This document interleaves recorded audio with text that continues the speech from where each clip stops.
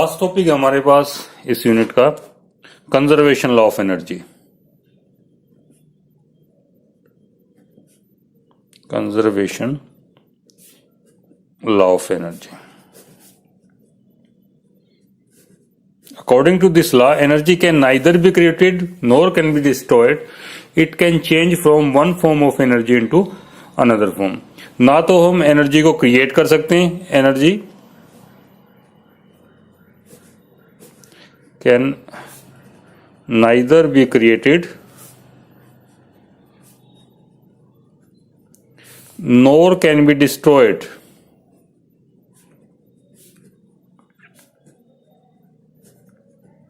It can change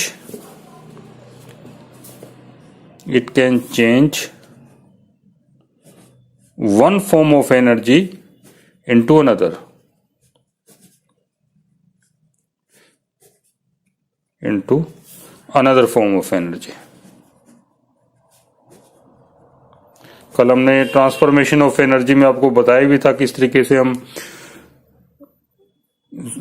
उसके through, engine के through कोल energy को कन्वर्ट कर सकते हैं इलेक्ट्रिकल एनर्जी में, मैकेनिकल एनर्जी में, इलेक्ट्रिक बल्ब है आपका, उससे किस तरीके से आप लाइट एनर्जी में कन्वर्शन कर सकते हो। इस तरीके से डिफरेंट एग्जांपल्स, काफी सारे एग्जांपल्स आप ले सकते हो यहाँ पे। जैसे बुलेट किसी चीज को टारगेट करते हैं तो वो कुछ पार्ट उसका साउंड एनर्जी में खर्च हो जाता है, कुछ पार्ट हीट एनर्जी में, ठीक है। इस तरीके से एनर्जी का हमारे पास कन्वर्शन हो जाता है एक पार्ट से दूसरे पार्ट के, एक फॉर्म ऑफ एनर्जी से दूसरे फॉर्म में। आपके सिलेबस में यहाँ पे हमारे पास मैकेनिकल एनर्जी है। मैकेनिकल एनर्जी को हम करके दिखाएंगे कि किस तरीके से एनर्जी कंजर्व रहती है। Mechanical energy for a freely falling object remain constant और conserve. Mechanical energy for freely falling object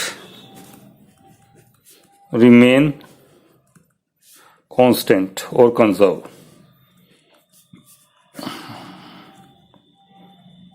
जैसे किसी ऑब्जेक्ट को हम h हाइट से गिराते हैं, ठीक है, तो इसके अंदर हमारे पास मैकेनिकल एनर्जी, हम ऑलरेडी आपको बता चुके हैं मैकेनिकल एनर्जी हमारे पास क्या होता है। This is the sum of kinetic energy plus potential energy. तो किसी पेन है या कोई भी आपके पास कोई भी इंस्ट्रूमेंट है, कोई स्टोन है, उसको हम h हाइट से गिराते हैं सपोज कीजिए, तो ए पॉइंट पे कितनी एनर्जी है, काइनेटिक एनर्जी कितनी है, प्लस पोटेंशियल एनर्जी। फिर हम सेकेंडली बी पॉइंट्स पे कैलकुलेट करेंगे कि sum of kinetic plus potential energy कितनी आती है। एंड देन हम सी पॉइंट पे, जब ये गिरने से जस्ट पहले, ग्राउंड से हिट करने से पहले, कि टोटल मैकेनिकल एनर्जी कितनी रहती है हमारे पास। हम पाएंगे कि हर पॉइंट्स पे आपके पास जो मैकेनिकल एनर्जी है वो सेम रहती है, सेम रहेगी। एक एक्सपेरिमेंट हम डेरिवेशंस अभी करके दिखाते हैं कि 3 पॉइंट्स लेंगे ग्राउंड से just above the ground, point A, point B, point C. Point A हमारे पास है h हाइट के ऊपर। उसके बाद जैसे आपने फ्रीली फॉलिंग का मतलब बिना फोर्स लगाए, इनिशियल वेलोसिटी कितनी है ऑब्जेक्ट की, 0, ठीक है। यहाँ पे इनिशियल वेलोसिटी हमारे पास ऑब्जेक्ट की रहेगी 0 ए पॉइंट के ऊपर। और जैसे ये कुछ डिस्टेंस कवर करेगा due to force of gravity, इसकी वेलोसिटी हमारे पास इंक्रीज करेगी। तो बी पॉइंट पे हम वेलोसिटी फाइंड आउट करेंगे कितनी आती है। इस पॉइंट पे आप टोटल मैकेनिकल एनर्जी ए पॉइंट पे कैलकुलेट करेंगे पहले, फिर मैकेनिकल एनर्जी बी पॉइंट पे निकालेंगे, यानी काइनेटिक एनर्जी, पोटेंशियल एनर्जी दोनों का सम करेंगे। फिर हम सी पॉइंट पे, सी पॉइंट जस्ट ग्राउंड को हिट करने से जस्ट पहले, ठीक है, इस पॉइंट पे देखेंगे कि टोटल हमारे पास वेलोसिटी सी पॉइंट पे कितनी होती है और काइनेटिक एनर्जी की वैल्यू क्या आती है, पोटेंशियल एनर्जी की वैल्यू हमारे पास क्या आती है। तो ये आपका मोस्ट प्रोबेबली 4 और 5 मार्क्स में क्वेश्चंस हमारे पास आता है इन एग्जाम्स में। तो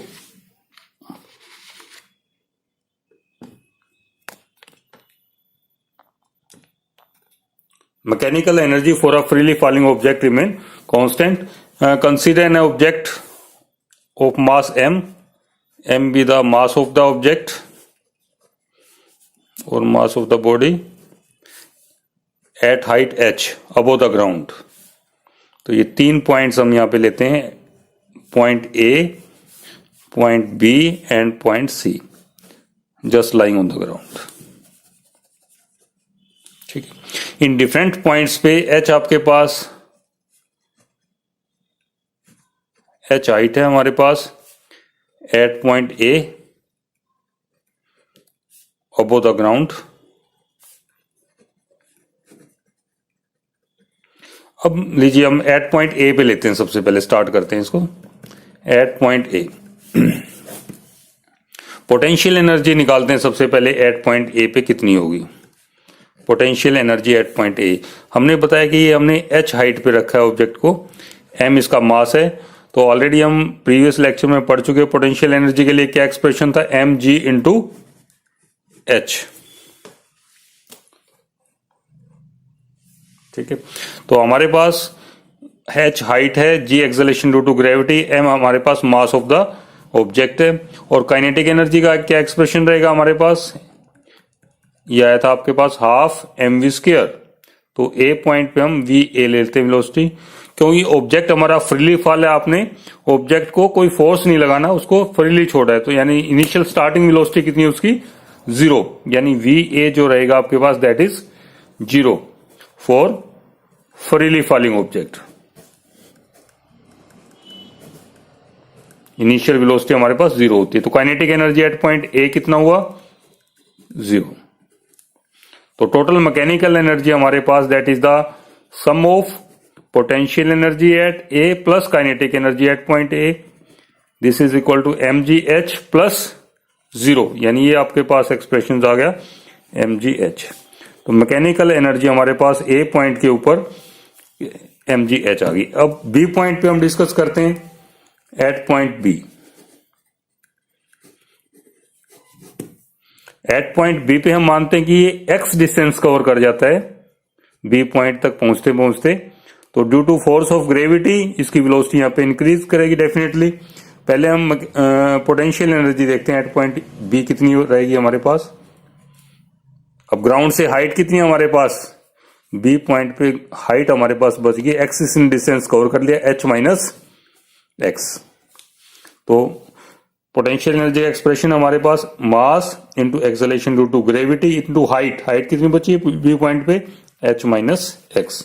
तो ये एक्सप्रेशन आ गया हमारे पास M G H minus M G x.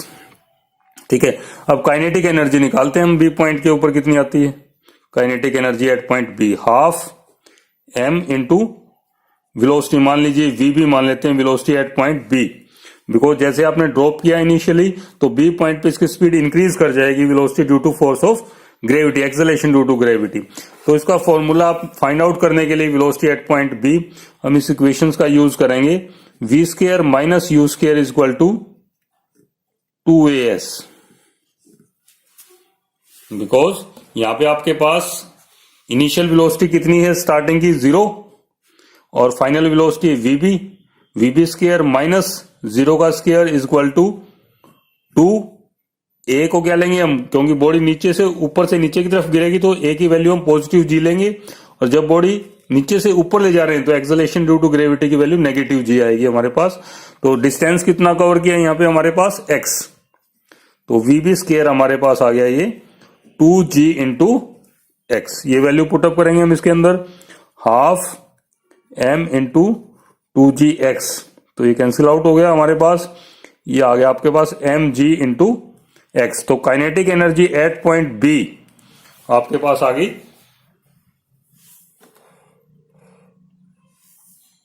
M G into x.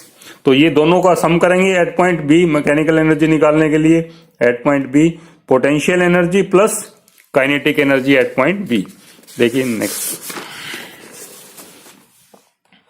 तो mechanical energy at point B ये आ जाएगी हमारे पास potential energy at point B plus kinetic energy at point B.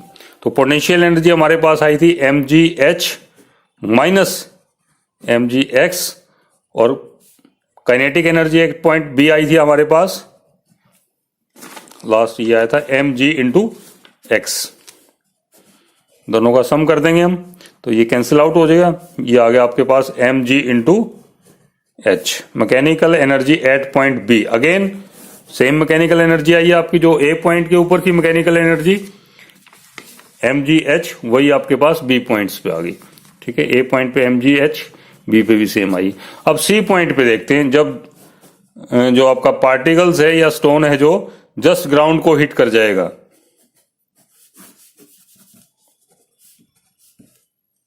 तो उस टाइम हमारे पास एट पॉइंट सी पे हमारे पास पोटेंशियल एनर्जी कितनी होगी, mg इंटू हाइट। अब कितनी बच गई सी पॉइंट पे, 0 हाइट बच गई हमारे पास, कोई हाइट नहीं है, तो ये potential energy at point C 0 आ गई आपके पास। Kinetic energy at point C half m into V C square. ये ग्राउंड पे हिट करने के बाद नहीं, जस्ट पहले की लेनी हमने, तो उसके लिए आपके पास वेलोसिटी एट पॉइंट सी आपको कैलकुलेट करनी पड़ेगी जब ये ग्राउंड को जस्ट हिट करेगा। तो सेम फॉर्मूला यूज करेंगे, v square minus u square is equal to 2as। तो हम या तो इनिशियल वेलोसिटी स्टार्टिंग की ले लेते हैं, क्योंकि इनिशियल वेलोसिटी कितनी थी स्टार्टिंग की, 0 थी हमारे पास। डिस्टेंस कितना कवर किया, h। ठीक है, फाइनल वेलोसिटी हमने वी सी स्केयर कैलकुलेट करना है, v C square minus 0 square is equal to 2, a की जगह पे क्या लेंगे पॉजिटिव जी, एस की जगह पे एच, तो वी सी स्केयर आ गया आपके पास 2g इंटू एच। इन दोनों के निकाल सकते हैं, सेम आएगा रिजल्ट हमारे पास। यहाँ पे वी बी स्केयर लेना पड़ेगा, वी सी स्केयर लेना पड़ेगा, तो वैल्यू आपको रखनी पड़ेगी वो। ठीक है, आप क्योंकि स्टार्टिंग की 0 है तो वो थोड़ा इजी पड़ेगा आपके कैलकुलेशंस में, बाकी रिजल्ट सेम आएगा, रिजल्ट में कोई डिफर नहीं करेगा। तो kinetic energy at point C half m into 2g into H, ये आ गया आपके पास mg इंटू एच। तो mechanical energy at point C निकालेंगे, potential energy at point C plus kinetic energy at point C 0 plus mgh, तो ये expression mgh। तो आप देख सकते हैं कि तीनों पॉइंट्स पे आपके पास जो मैकेनिकल एनर्जी है उसका एक्सप्रेशन आया for freely falling object at point C mgh, at point B mgh and again at point A mgh। तो at all point mechanical energy remain the same, mean mechanical energy for freely falling object remain constant.